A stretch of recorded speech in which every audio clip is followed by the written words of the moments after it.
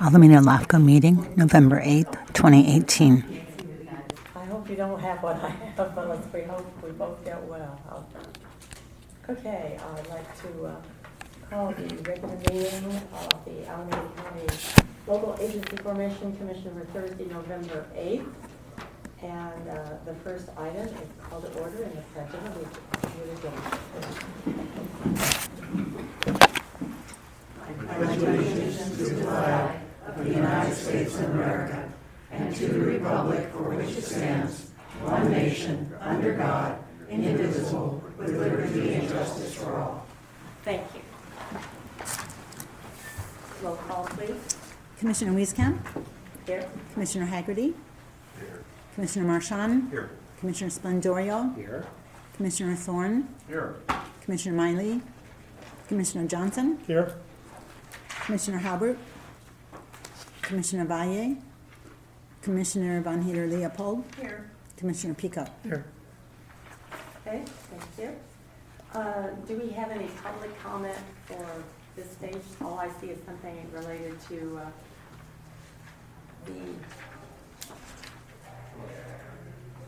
some item to support it. Is this having to do with Eden? This is the boundary adjustment, East Bay Park District. Okay, so that's later. We have consent items. The first item would be the meeting minutes of September 20th. Any changes, suggestions? Move approval. Here. Second. Okay, discussion. All those in favor? Aye. Opposed? Motion carries. Second item is the authorization to approve the audit expenditure. Do we have any questions or comments? I can give a comment or just a background that the item returns to the commission from the last regular meeting with the clarification that the proposed agreement with Hirschwald and Company consists of a full audit report in compliance with the government auditing standards issued by the Controller of the U.S., General Controller of the U.S. It will include a full opinion on LAFCO's accounting records for the previous fiscal year, and a supplemental report on its internal control and compliance with contracts, grants, and regulation agreements. And that report will not have a full opinion, but and it's a supplemental report too. So staff recommends approval on that. Okay, any questions or concerns from anyone? Do I have a motion? So moved. Second. Okay, motion made and seconded. Question? All those in favor? Aye. Opposed? Motion carries. Okay, we have a budget update for 2018, 2019, and year-end projections. Staff. Actual expenses through the first 4 months of the current fiscal year totaled to about $180,000, an amount representing 23% of the budgeted total with a third of the fiscal year complete. Each expense unit is also under the proportional spending threshold of 33% and indicates the commission is on pace to finish the year with a balanced budget. The commission has also collected all agency apportionments. So the report is just being presented to the commission to accept and file and provide any direction to staff as needed. Okay, questions, comments from anyone? All right, and how about a motion to accept and file? So moved. Ah, Scott, I'm sorry. I didn't mean to skip over you. So, in the budget, Uh-huh. first of all, on page 5, I believe, staffing is spelled wrong. Okay, I'm sure we can make that correction. That'd be great. Like you make spelling errors, that's very interesting. And then, is there any reason that we didn't break staffing out? I mean, just to say staffing and then put, big figure $471,000 next to it? I'm just wondering why we didn't break it out by what kind of staffing. I don't think that's very transparent. You'd like to see a breakdown of staffing is what you're asking for. Would you need that before we move on this item, or would you like it to come back? It can either, I guess I could be given the answer now and then corrected, Okay? or I'd rather it come back because, I don't think there's a need that we have to pass it today, is there? No, staff would like to say that this was, the template used in our last budget, where Okay. staffing was just a sorry, line I missed it in item. the past. Okay, well, the suggestion is that perhaps for transparency, we can make a change. Just for clarification to staff, I just want to make sure, that the Commissioner Hadley, would you like a breakdown in, salary costs and, pension obligations and benefits, You or can make it as breakdown? confusing as you want, or you can just take this $471,000 and break it out. I don't think you have pension costs and all that in there, do you? For calculations, that I can provide that. I just want to know, do you want to I'm break? asking, I guess Teresa's answering my question, she's shaking her head yes. So in that $471,000, Teresa, there is money there that covers pension obligation and everything? Yes. Then yes, I do. I want that $471,000 to equal the amount of staff that you put in. And then, what is the $20,000 for training? So that is for our conferences, Cal LAFCO conferences, and any additional training from outside conferences. Again, for transparency, I think we should show that as conferences or whatever. We should be showing as training. And for Okay. sending commissioners, A little detail would be good, or travel would be another word, a little bit more transparent. okay? And But then, whatever you choose for, how's that? how do you arrive at $75,000 for consultants? So this was determined, I would say, and I think the adopted was 96,000, and it is for our I municipal think we did that. service review. And that cost to QK Associates was around $80,000 our contract. So we adjusted the budget from $75,000 from last year to have a little bit more wiggle room, and also, if we had any additional need for consultants during that year. You're right, I'm sorry, I was looking at the wrong column. It is And, 96. excuse me, Richard Bergson, too, our consultant for the independent study, is in that as well. So, a little flexibility seems reasonable. Well, okay. And then the information Oh. text. Through the Yes. chair. When you all adopted the budget, in our explanation of the line items in the budget, we did provide, some more detail in there. We don't have that. Yeah, you don't have it with you, So- but just, Maybe when it comes back, we can have that. It would be a little easier for me to follow it, then I wouldn't be asking these questions. And then the 21,578 for information technologies, is that like an estimate of what ITD has given you will be costing, or is that, how do we get to that number?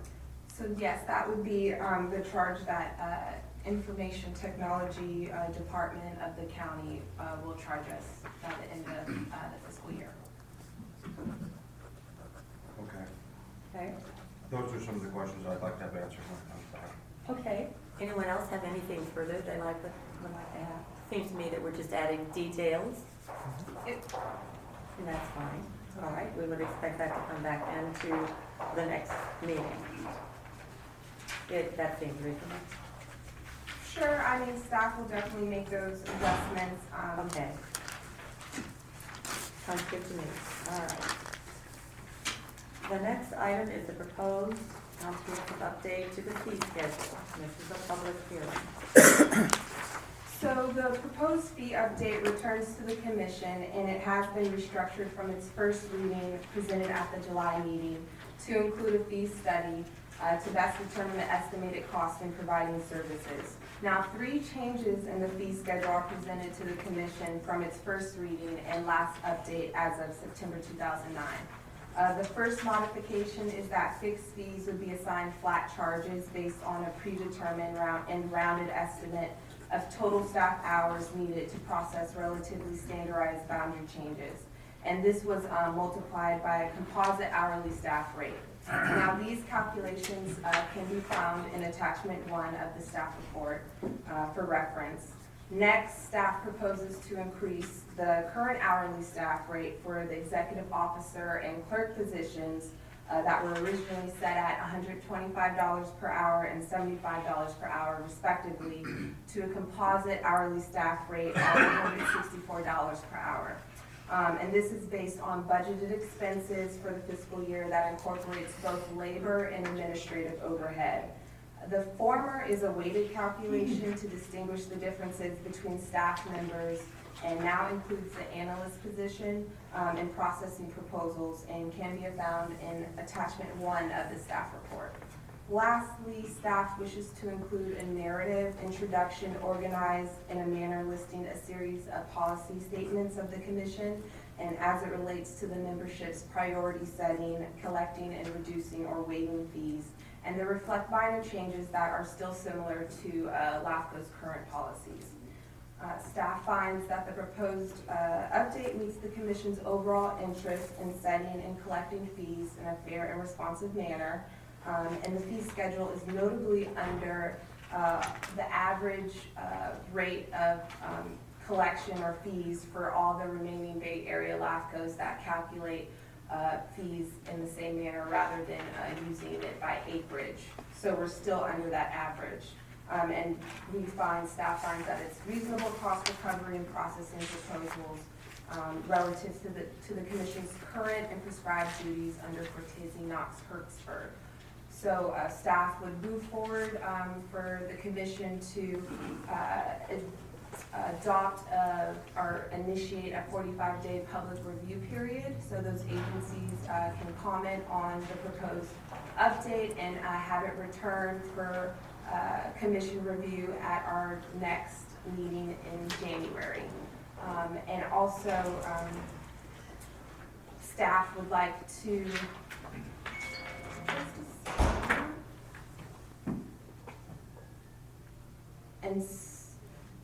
and with that, staff would like to return the item for commission discussion and open the public hearing. Okay.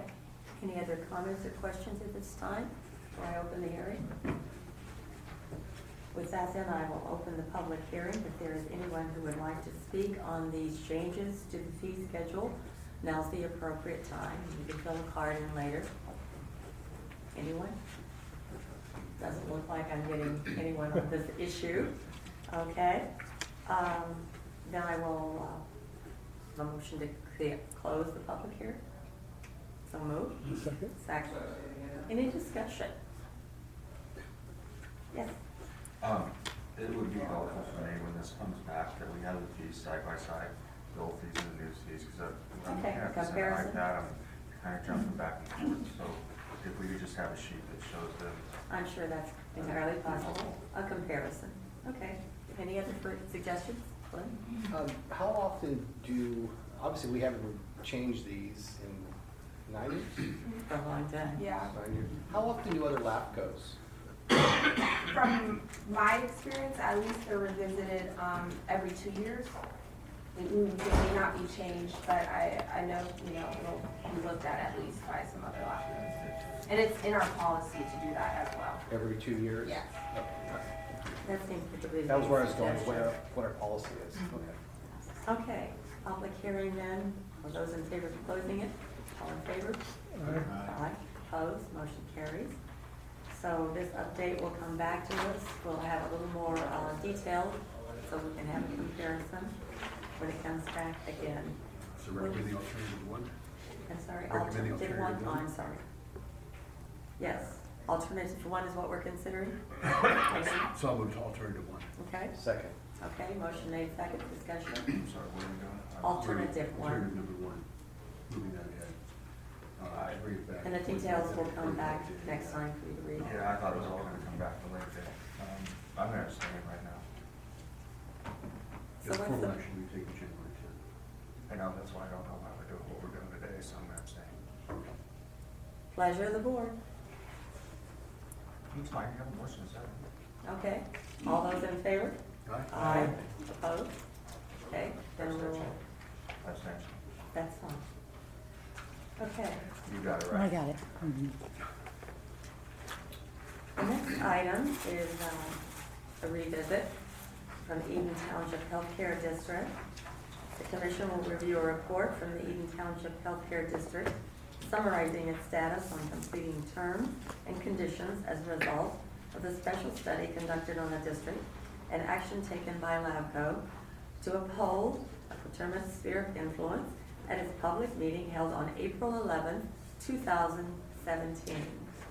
And the LAFCO recommendation is to adopt the draft resolution identified as attachment 1, reaffirming their sphere of influence as a result of its compliance with terms and conditions identified in resolution 2017-05.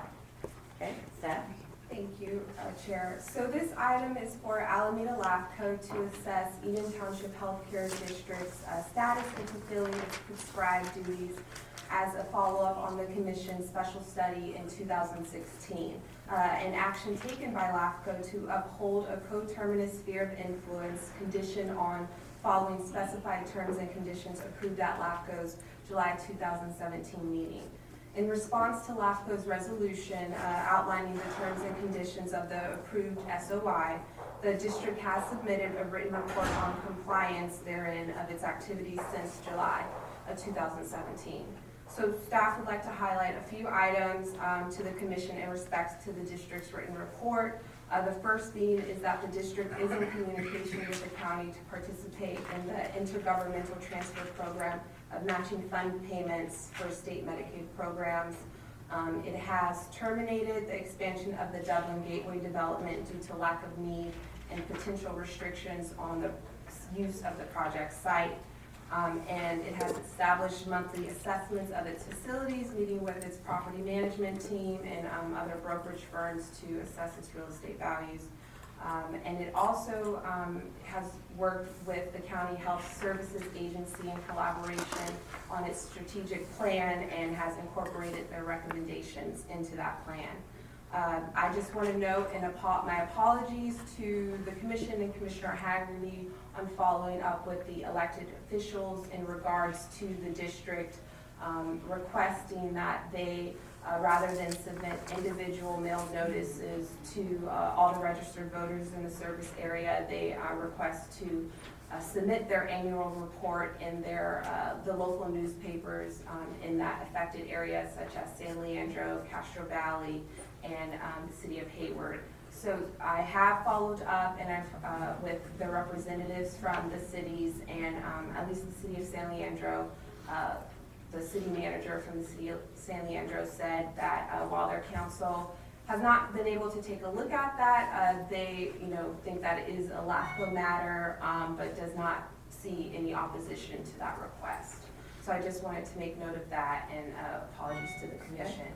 But based on the provided documentation to LAFCO, staff finds the district has complied with the outlined terms and conditions and recommends the commission adopt and the draft resolution to reaffirm this sphere of influence.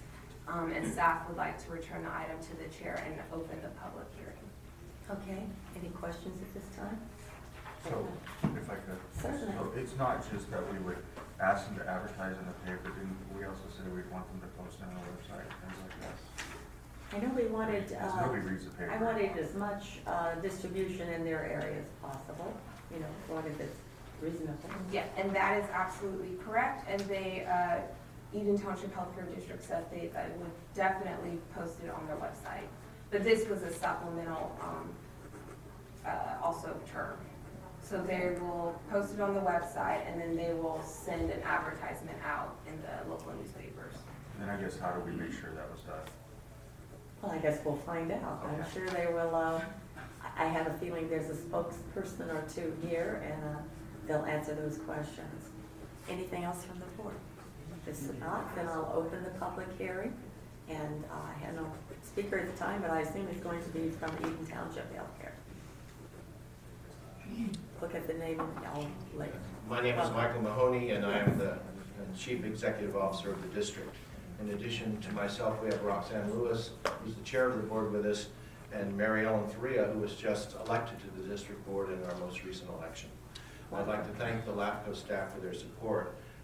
When I was here the last time, I talked about the cost of this report, and we've done some more homework, if you will.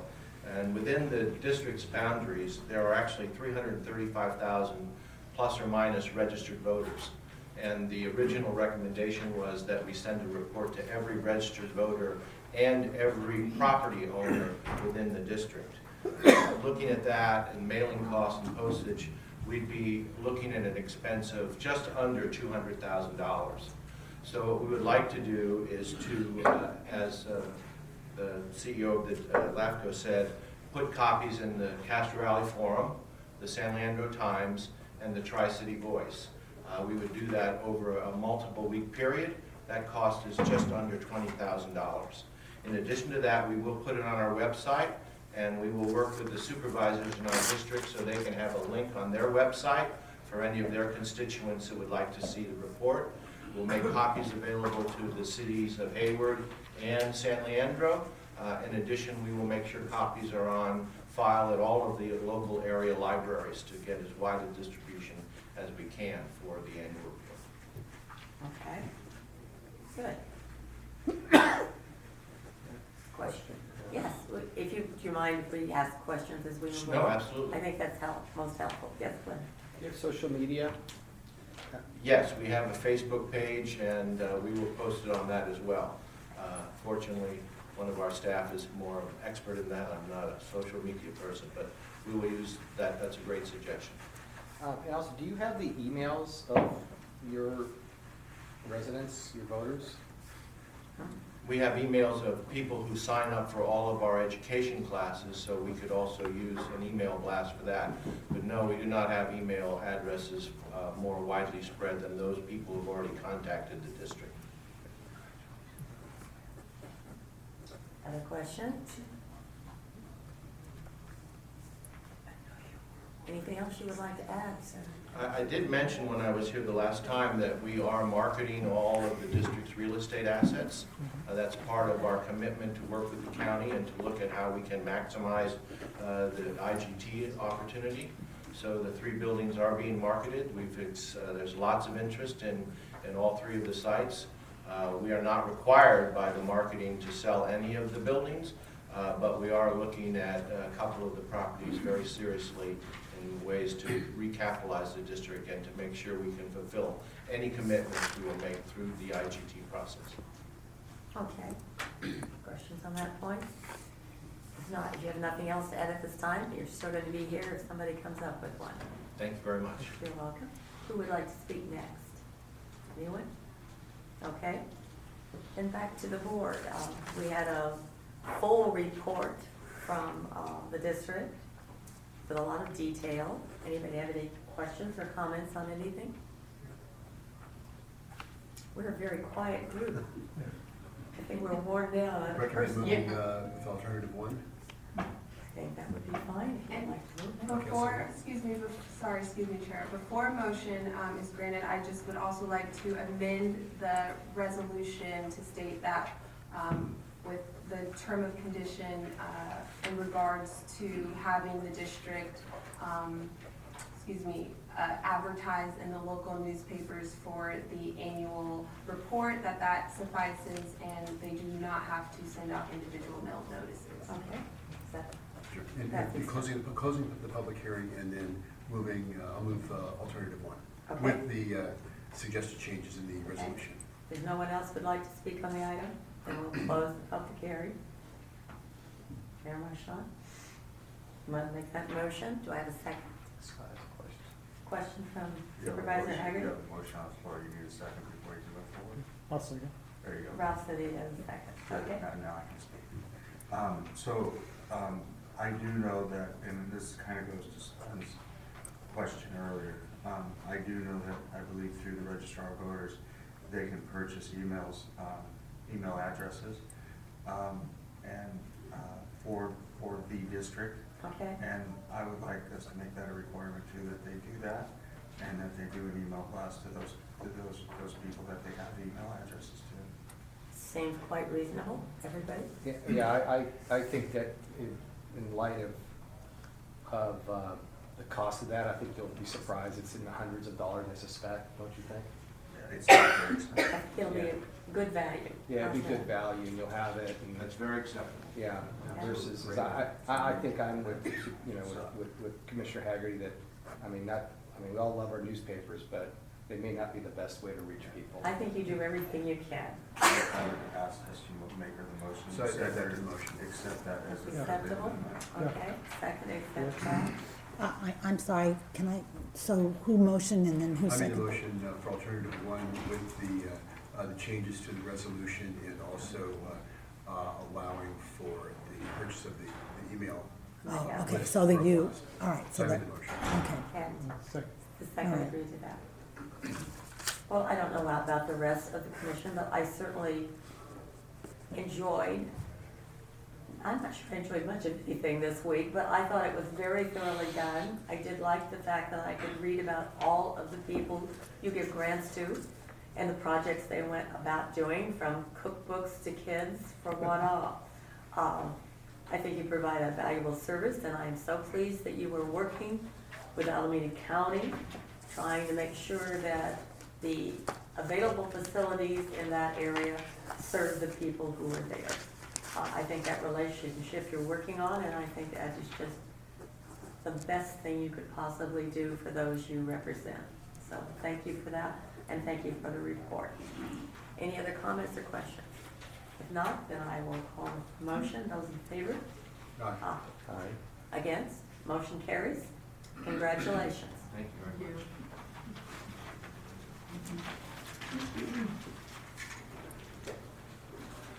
The next item is a public hearing proposal for boundary adjustment to the East Bay Municipal Utility District and the City of Hayward. This is a public hearing, and the commission will consider the reorganization proposal filed by the East Bay Municipal Utility District involving 273 parcels. And I'm not gonna read it all, but that should be suffice. Okay? Thank you, Chair. So the proposal before the commission seeks to align East Bay Municipal Utility District's existing service area to its jurisdictional boundary. And this would formalize public water services provided within the affected territory to the correct service provider. The proposal involves over 270 parcels, totaling over 260 acres along the northern boundary of the City of Hayward and the southern portions of the unincorporated communities of San Lorenzo, Fairview, and Castro Valley. Essentially, the proposal is a boundary cleanup between East Bay Mud and the City of Hayward to match their jurisdictional boundaries to their actual service areas. The boundary reorganization requests to detach territory from East Bay Mud's service area that is receiving water service from the City of Hayward and annex territory to East Bay Mud's service area that is contiguous to and receiving water from the district. Staff finds that the reorganization of the subject parcels can be readily accommodated by the agency's existing infrastructure, and approval would formalize the existing provision of water previously established in the affected territory. Staff did not find any potential amendments to the proposal to modify the physical boundary. And with that, it just recommends the commission adopt the draft resolution in approving the reorganization of the proposal for East Bay Mud and the City of Hayward. And I would be happy to answer any questions from the commission, and request that we open the public hearing. Any questions before we open the hearing? Question, is this a provision of water and wastewater services? It's just water. And are they gonna come back later and divide up where the wastewater goes? From my knowledge, I do not think so, but we do I have. see somebody with the answer here. We have Because the somebody. water's gonna go in and it's gotta go out.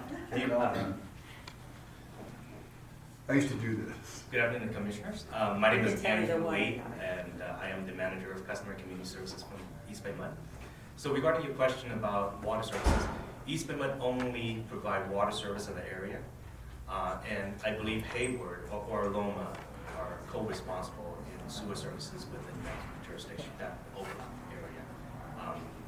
That's what I have. Okay, so you're providing just water service, but, because also East Bay Mud does provide wastewater service as well to other jurisdictions. Correct, we do, but our wastewater service boundary limits at the outer bound, basically within about Oakland, the southern border of Oakland, and then it goes upward to Berkeley and I think in the north. We don't go there. south. Okay, so it's not going to be coming back again for wastewater, this is just provision of water service. That is correct. Okay, great, thank you very much. Any other questions? Well, let me open the public hearing. If there are no more questions, see if anybody has a question of the gentleman. Okay. Anyone else like to speak? You may speak in positively for it if you would like to. Well, I do want to thank LAFCO staff, Rachel, and also Mona for their guidance. This was obviously a very complex reorganization, and I was speaking to the executive officers that is really about 60 years in the making, and we're finally taking necessary actions to make this administrative correction, so I appreciate all the support. So people will now be getting bills from different agencies? It is the cleanup. They are actually getting bills from the respective agencies. However, I think this is something that we were able to identify because of mapping technology. In 60, 70 years ago, when we draw the line, a pencil mark on a map can equate to, about 100 feet in a 200 scale map. I think with mapping technology, we're able to identify those overlap areas and then have the ability to clean those up. So we have to attribute that to mapping technology in a way to define those. Hi, Gwen. Glenn? So I have a question, whether it's for our staff or for East Bay Mud. Has some of this resulted from LAFCO granting out-of-area service agreements in some of the unincorporated areas, and we're not detaching them from East Bay Bud when we grant services from City of Hayward? Is that part of the mix here? I do know that there is one area that received an out-of-service area agreement from City of Hayward, and that was in East Bay Mud's territory, and that's being detached. I can't say that's for all of those cases, but one example I did find. Okay. But we, as a policy, when we have an out-of-service area agreement, and it is within East Bay Mud, and for whatever reason they're not receiving services from East Bay Mud, and we agree to services from Hayward, then we are detaching it from East Bay Bud. I mean, we acknowledge that. At least we catch it. Mm-hmm. Okay. Absolutely. Okay. It's been a few years in the works, let's put it that way. Yes. Any other comments? I did check because East Bay Regional Park District is within the territory, and of course, who did I check with but Mona? And she said it's been a long time coming, and congratulations. Thank you. Yes. And staff would just like to make one note that we did send out mailed notices to all of the landowners within that affected territory, and we did not receive any written opposition to that. Very good. Okay. Thank you. Is there anyone else who would like to speak on this issue? If not, then I'll close the public hearing. We have a motion. Oh, I'm sorry. Here, please come up. I turned in. By all means. My voice is kind of weird, so you may not understand. My name's Don Keller, Oh, yeah. 25900 Fairview Avenue in Hayward. I have a hearing disability, so if you comment and I act like I didn't hear you, I probably didn't. I've got one at the moment myself, so I understand. Anyway, they're turned up as high as I can go. First of all, this clearly, this whole idea, I'm in favor of what's happening here. It can't happen soon enough. I'd like to thank Rachel and Teresa and for helping with giving me drawings to look at things. Andrew Lee also kind of reassured me of things as the way they're going. I'm not much of a speaker. But anyway, the whole idea here is to, according to the agenda report, is to clear up the dividing lines and the responsibilities of one agency and the other. And one of the big things that I noticed was they want to remove overlaps. Well, I'm only familiar with this little section, and I wish I'd have made copies for everyone, but sheet number 1 that I got from LAFCO, and in the upper right-hand corner, it shows the area around 5 Canyons Parkway and the Fairview Avenue. And that's where I live, right there behind the fire department. I have a llama ranch there, And I have an access easement coming out of what will be Llama Lane if the development ever gets water. And the development being Terrace View, their main road is Hilltop Road. And their access, their EVA road is going to be Llama Lane. And both of those entrances onto Five Canyons are actually owned by the developer. There's a little small piece of land there at both ends. And according to the drawing I have, it shows this whole area, a little strip of land between the ballpark and the development area and my place is East Bay Regional, or East Bay Mud service area. And that is definitely an overlap because Hayward main water main that was put in by the developer for their use is being used by ballpark and eventually, hopefully, used by the developer, and I would like to hook up to it myself. But it seems like when the developer went to Hayward Water for a permit, they've been approved for 15 or so years, and that's why 80% of that project is done. But now Hayward has refused to give them water, and one of their reasons was it's out of their jurisdiction. Well, this will clear that up because their property is clearly in Hayward Water District. However, their entrance isn't. And I understand from Andrew Lee that the reason for that whole strip of land that goes up all the way up Fairview like that, I mean up Five Canyons, past my entrance, is there just for irrigation water. It's If what I you could sum understand. up, sir, it would be helpful. Yeah, if it wasn't there, it would be no overlap. Okay, no overlap is what you want, that sounds like that's what you're going to get. Yeah, and what I've considered, or what I've suggested is that instead of this little strip of land, do away with it. Just cut it off here. Hayward has fire hydrants all the way down past this entrance, and that's underneath all of this so-called East Bay Mud territory. That's all I'm asking, consider, please.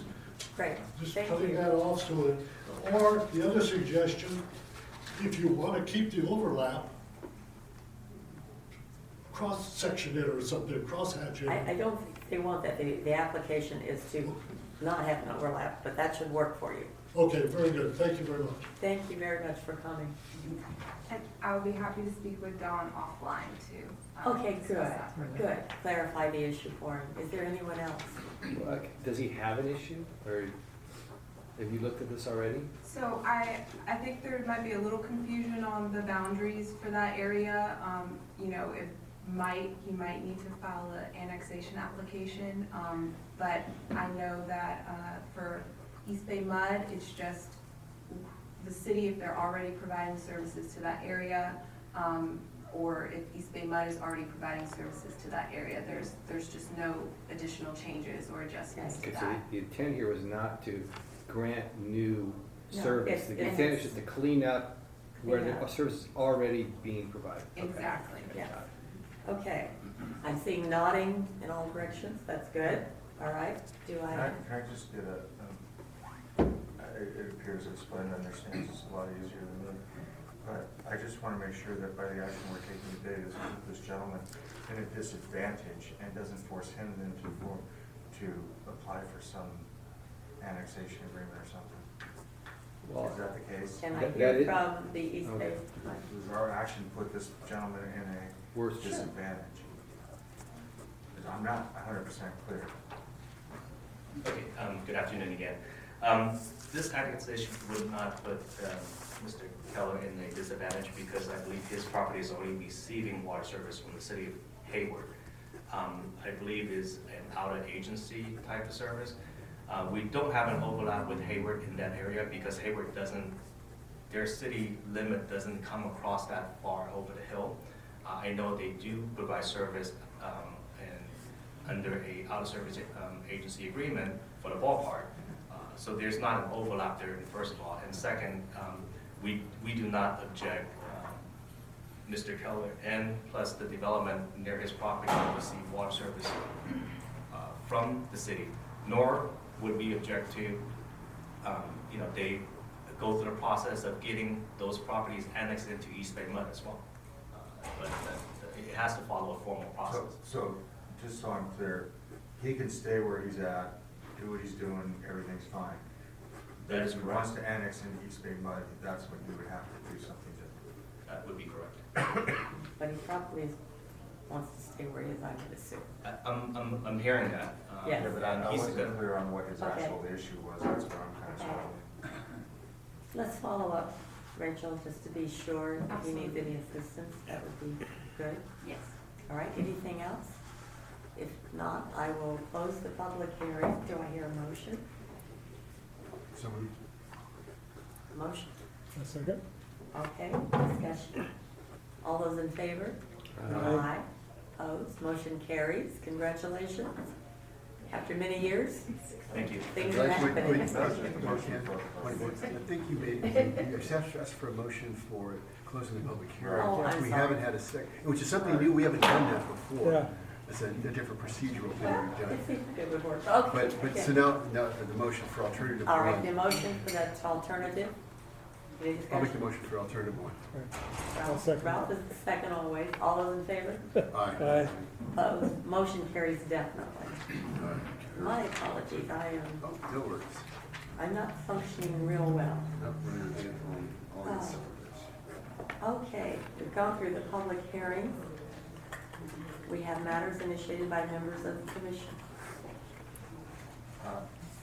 Yes, I noticed that Joan Tillis here, and asked if she has anything she'd like to address the commission.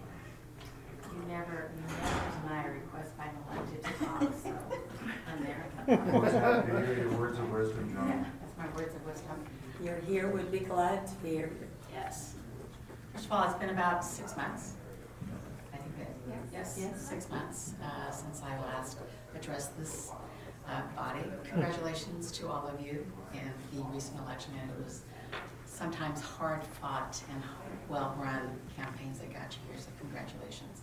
You know, I'm really here. I just wanted to kind of, observe a LAFCO meeting. One, because I got the comment that, is this what happens when you retire? You come to public meetings. And I'm thinking, exactly.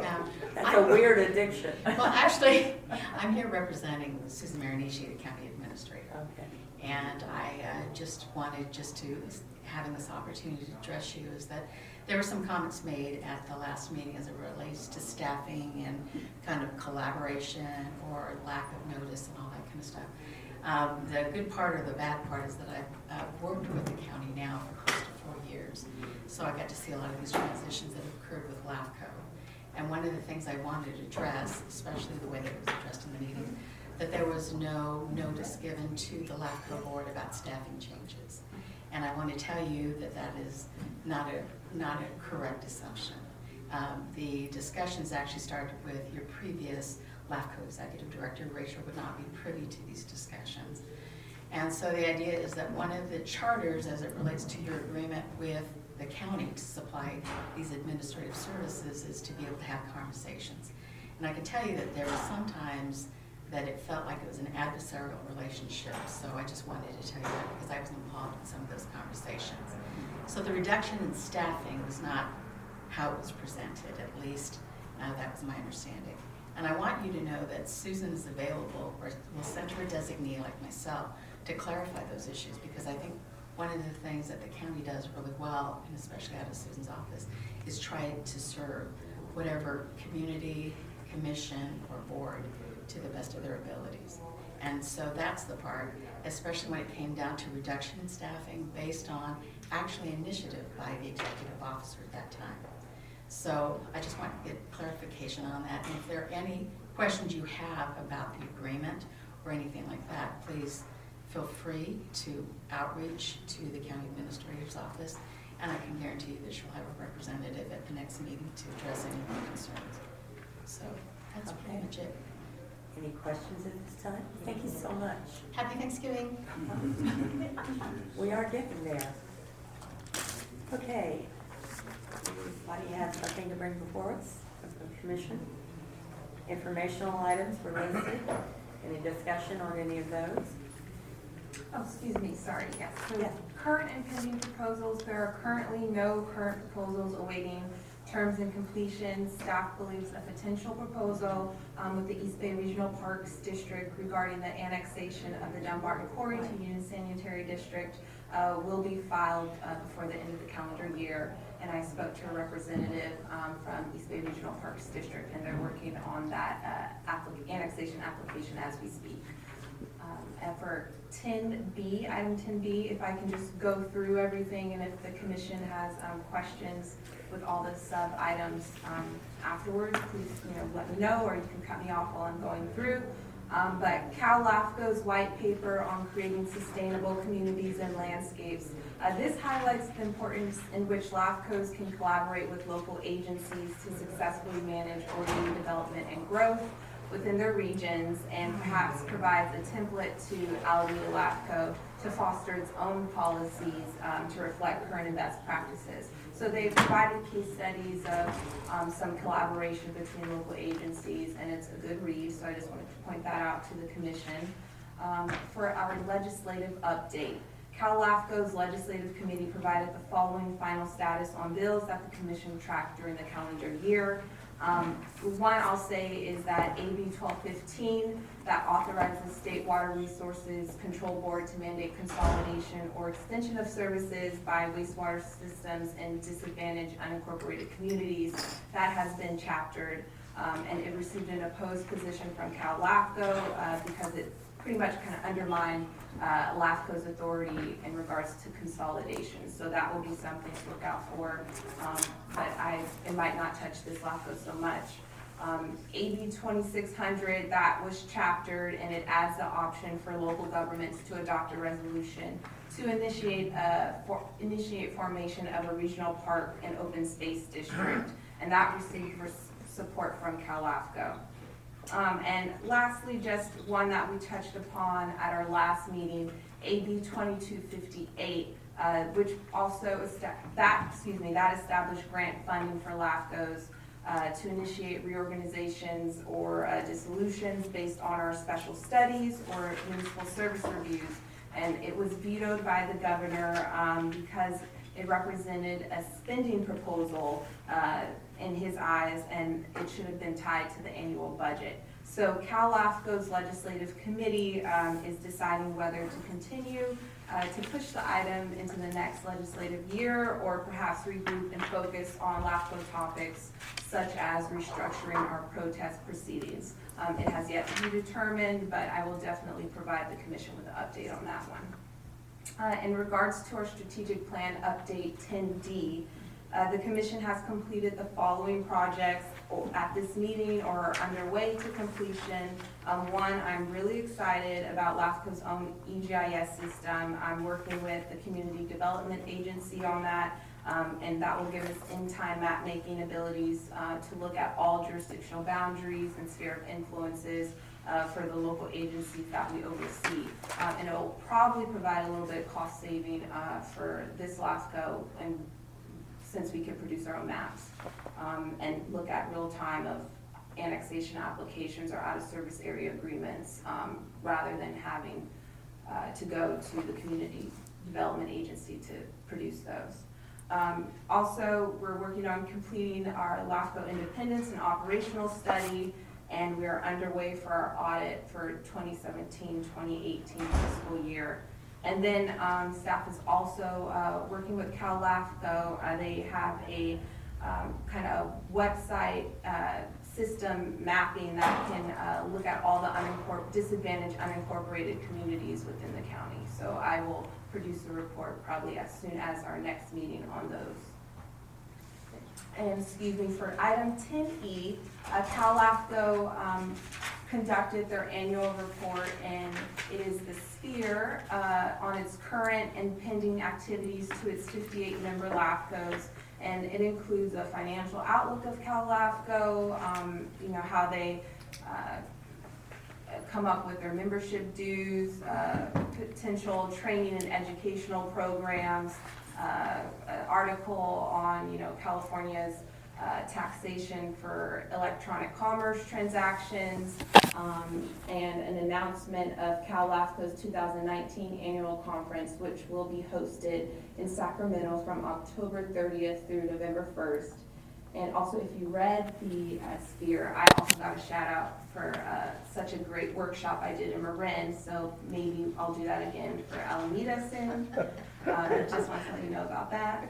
And then for item 10F, I'll have Teresa give a report back on Cal LAFCO's 2018 annual conference at Tenaya Lodge in Yosemite.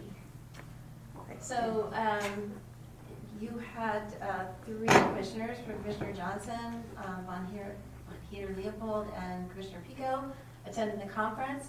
But on behalf of Rachel, myself, Sandy, and Andrew, who all went, we would like to thank you for the opportunity to allow us to go to the annual LAFCO conference, as these are always valuable experiences. And I'll let the commissioners talk about what their experiences were. The conference was a vision for California, and it was held at the Tenaya Lodge. It rained pretty much the whole time we were there, except for the last day. But we were all cozy and warm in the conference, and then all of the sessions were informative, enlightening, engaging. The roundtables, again, were really useful. It's always good to sit down with folks in your area to kind of talk about some things. We had a very, very interesting mobile workshop on tree mortality and the impact of tree mortality, not just on the counties for which that is, up in the Sierras where that's a severe issue, but for all of us, because the trickle-down effect of tree mortality is pretty devastating. And they handled it really well. They had a broad range of speakers and opinions to let us know what that was about. So it was, all in all, it was very, and also to sort of tie into the work that we do with LAFCO, and what we should be looking at when we're looking at municipal service reviews and or annexations. And then again, sort of the service areas for districts, how all these things are intertwined. So that is sort of it in a nutshell, and we just appreciate the opportunity to do that. And I'll turn it back to the chair. Okay. Well, so Jane, do you have anything to add?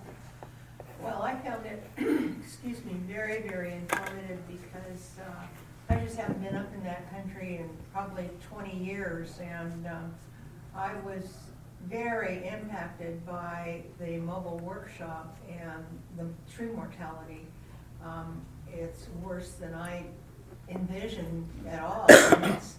It's amazing at how many things it affects, coming from a water district, the watershed and all the problems with that. It was really an eye-opener. We have a serious, serious problem. We're not going to be able to get them all down. They cut about a 10-foot swath all the way down Highway, I think it was 140, was it? And because they were all falling on cars, all the burnt trees and then the dead trees. It's an overwhelming problem. We had people from, like Teresa said, very many wide-ranging districts, the Forest District and CAL FIRE and just everybody that was talking about the impacts. But the sessions from Cal LAFCO itself were also very informative. I went to one that was trying to direct us in the direction they want us to go, which is to get rid of islands in the middle of communities. That's a big major project for Cal LAFCO. And then the other thing was the devastation from the fires is enormous also. So we have some work to do to figure out how to save our forests, or our grandkids are not going to have a forest to look at. And that sounds like really crazy and far out in left field, but it's definitely possible. Okay. So I was surprised. I mean, I went to the tree mortality workshop as well. Surprisingly, the bark beetle that's destroying the trees, I always envisioned that as an invasive species. but it turns out to be a natural species. It's there, and it predates the weak trees. And now the problem has been the droughts that have weakened so many trees, and that's why we've got so many trees that are now dying. The other session I went to was on, actually there were 3 fire captains or fire chiefs that were there that talked about their ability to work together. It was probably one of the most impressive presentations I've seen on professionalism among the fire departments. It was just really, it makes me feel good about being in California and having the California fire departments working for us to protect our lives. One of the things that I found interesting, like Ralph just said, I did not realize that the bark beetle was there all the time, but when the tree is healthy and wet, it produces sap, which suffocates the bark beetle under normal conditions when there's no drought. When there's a drought, it goes bananas because there's no sap to suffocate it, and so it just keeps growing and growing and moving from tree to tree. So pray for rain for another reason. Well, I'm sure it was informative, but it's terribly depressing to hear about. Yeah. Okay. Anybody have anything else to bring before us? The next meeting is a policy and budget committee meeting. That's December 13th at 1 p.m. That's a regular meeting. Okay. Anybody have anything else to add? I might add my comments about the conference, Certainly. if you got a second. You know, one of the things that struck me about it was the admonition to all of us to go back home and to think really outside of the box about things that we might do. And they specifically said, go back home and think about 3 specific items that you think your LAFCO needs to be doing in order to be successful, I guess, or whatever. And so I thought I would share with you my 3, just for the heck of it.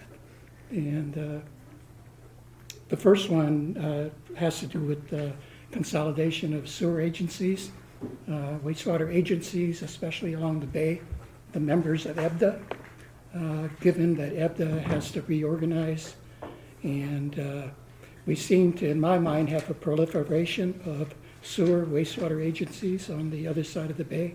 And I think that Alameda County LAFCO should be conducting a study to look at possible consolidation, especially with the EBDA reorganization that's going on. I also think that we ought to be thinking about looking at consolidation of the water and wastewater districts here in the Tri-Valley into one agency managing water for the Tri-Valley with an elected board that would represent all of the citizens of the area being serviced. And I think that we also ought to consider taking a look at consolidation of the fire protection districts that we have here in the Tri-Valley. We have a very successful Livermore-Pleasanton consolidation or joint powers arrangement. And I think that it makes real sense that Dublin should be a part of this organization rather than being served by Alameda County. I think it would provide a higher level of protective services and communication. And I think that that's another kind of a study that I think LAFCO should be looking at. And those are just my ideas coming back. And I know that they're controversial in many areas, but something that I think should be considered when we look at our next strategic plan. You guys spent $1 million. Okay. Anybody else have anything to add? I can't think of anything to top that. So with that, I am going to adjourn. Thank you all so much for coming, putting up with my